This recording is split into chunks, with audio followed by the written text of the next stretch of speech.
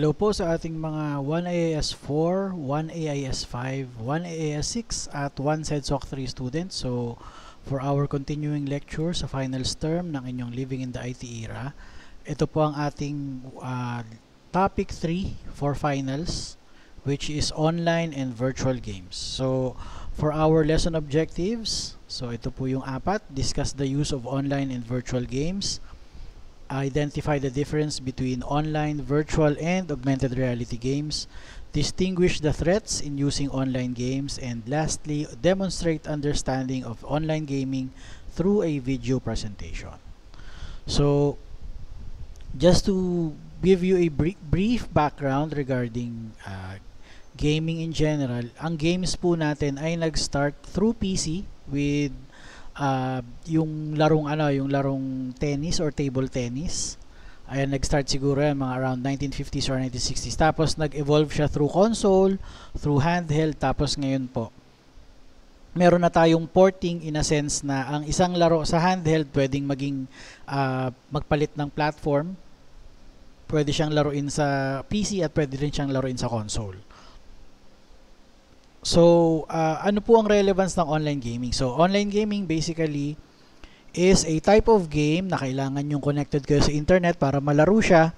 Tapos siya ay nag-start ng pag-usbong ng internet. Meron na rin pong online gaming. Nag-start po yan sa Yahoo Chess, if you're familiar with the board game na chess. Meron kasi before na nung nag-start ang Windows 95 at up till Windows 98, meron na pong mga nung nagkaroon ng Yahoo Messenger, kasama sa mga tabs noon ay games, kasama po yung mga games doon na online ay yung Yahoo Chess. Tapos nag-evolve siya to MMORPG games. Kasi kung mapapansin niyo guys, ang mga first person shooter games hindi naman agad-agad nagkaroon ng online platforms. Usually LAN-based 'yan, tapos around Windows XP na or around 2002 onwards na sila nagkaroon ng online games. Pero yung massively multiplayer na online role-playing game ay nag-start around year 2000 or 2001 dito sa Philippines due to Ragnarok Online, and also yung ibang mga games na ka-level niya, kunwari Gunbound, Flife, Run, doon siya nag-start. Tapos ang examples natin ngayon ng mga online games, almost all of console games are online. So ibig sabihin, yung character na mabubuo nyo ay pwede ninyong laruin sa online setting. Although ang example nito, you have to be within the same server or within the same region para yung net speed natin ay hindi mag-affect dun sa gameplay ninyo.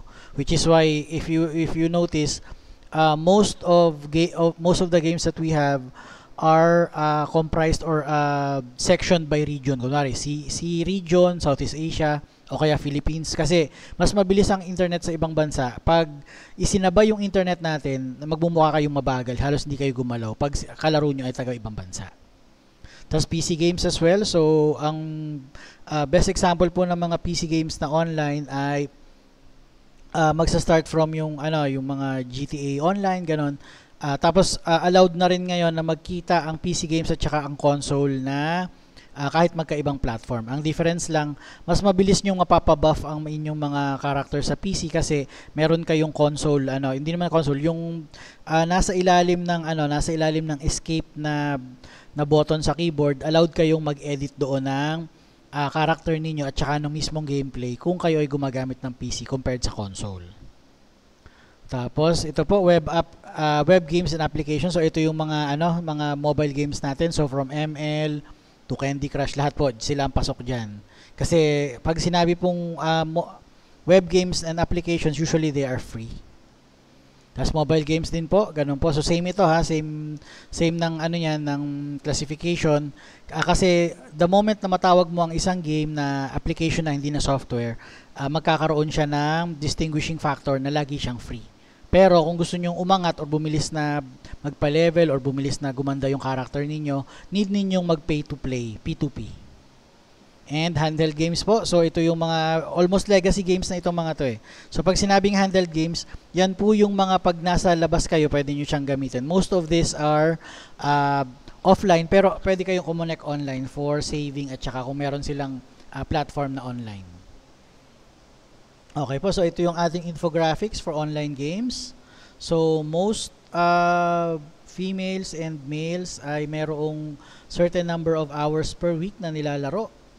So ang notable note dito, we are spending 3 billion hours a week playing video games. Tapos ang average ng male 13, sa female naman ay 5.5.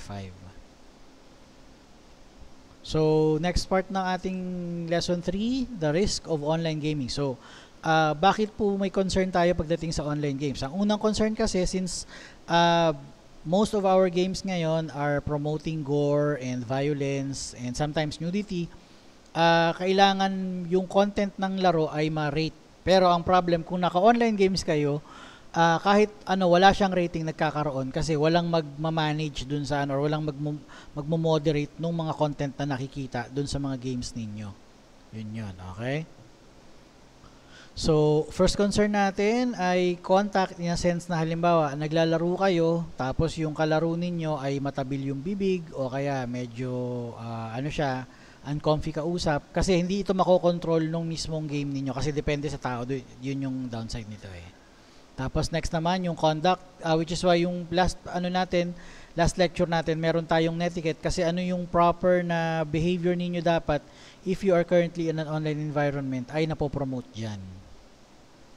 Tapos commercialism, ito po yung pay to play natin na binabanggit. Kasi bakit relevant ang pay to play? Kasi hindi aangat yung character ninyo or hindi siya mabilis magpa-level kung hindi kayo bibili ng mga items. Ang problem nga, most of the items that we have here will be paid by real cash or by virtual cash. Yung GCash, Maya, ganon.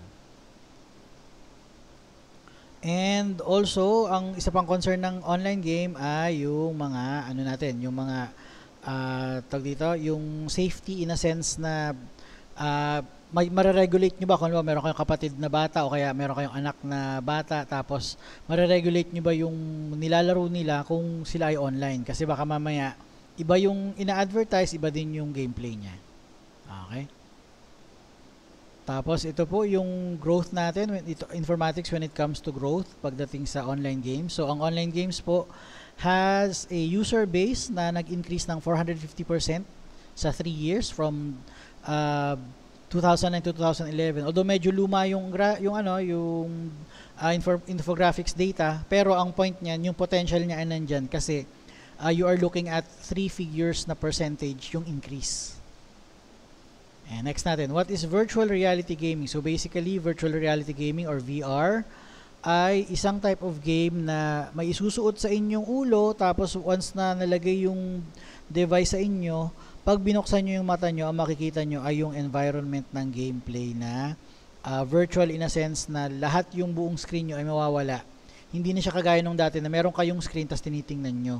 So parang wala siyang 3D experience. Ayan. So ang mga leading headsets po natin sa virtual drive or VR virtual reality ay Oculus Rift, HTC Vive, and Lenovo Mirage Solo. Although Oculus pa rin ata ang leading up as of now.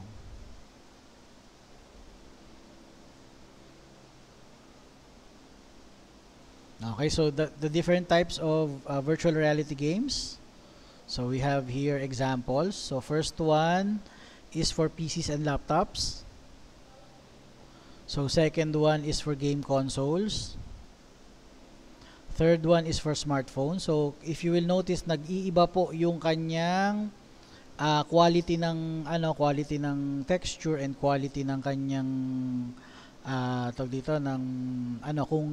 kung nag-iiba tayo or naglilipat tayo ng device. Kasi yung sa smartphones natin ay hindi pa kasing detailed ng specs ng video card at ng console games at saka ng PC, kaya yung quality niya ay nag-iba.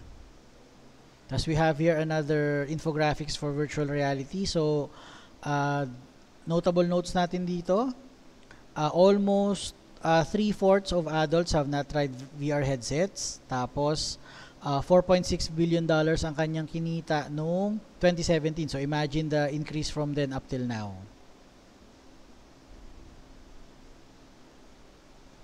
And isa pang infographics for VR, ang potential growth ng virtual reality games ay sobrang laki kasi yung mga later generations ay inclined na i-embrace ang bagong technology, which is yung VR, compared sa dun sa traditional na 2D style ng gaming na kita mo yung itsura mo tapos nasa screen lang yung nilalaro mo. Tapos ito yung concerns niya. So usually pag sobrang tagal nating nasa VR environment, kayo ay magkaroon ng health issues. Tapos pwede rin na masyadong mabigat yung mga VR sets. Tapos pangatlo naman po, possible kayong ma-aksidente kasi hindi nyo nakikita yung real world na environment ninyo. And last ay magkaroon kayo ng chance ng addicted kayo sa virtual reality. Tapos ito rin po guys, paano po nasa-spread ang virtual reality na games?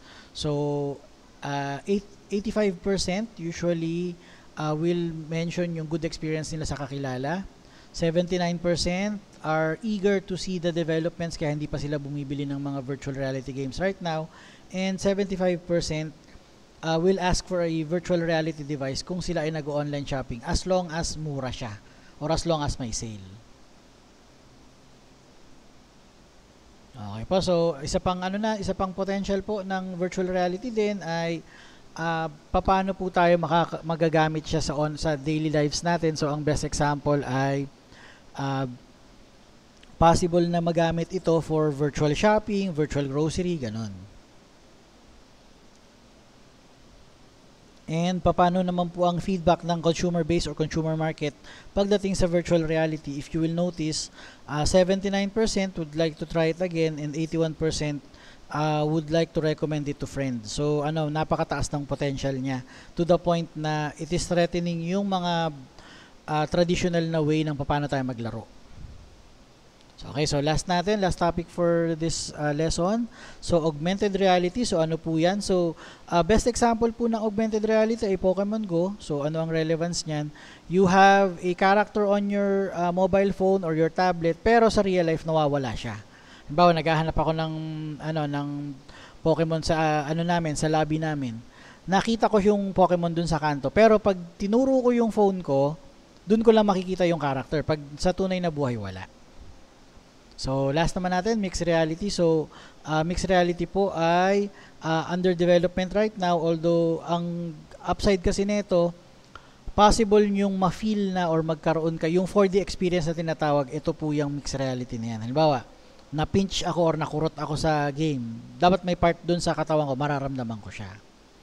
So, okay, so applications of VR technologies. So, right now, it's being used in healthcare, film and TV, virtual travel, professional sports, gaming. Ang last one natin is gaming kasi ito yung potential na naandun siya ngayon. Pero, as of now, andyan pa lang siya. Pero yung iba po ay slowly nag-i-integrate na ng kanilang technology ng augmented reality technology ay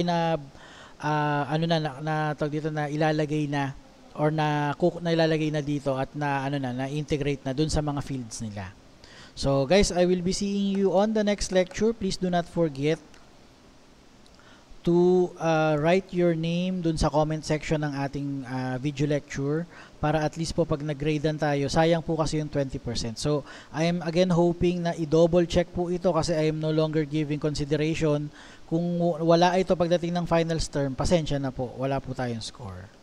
Thank you.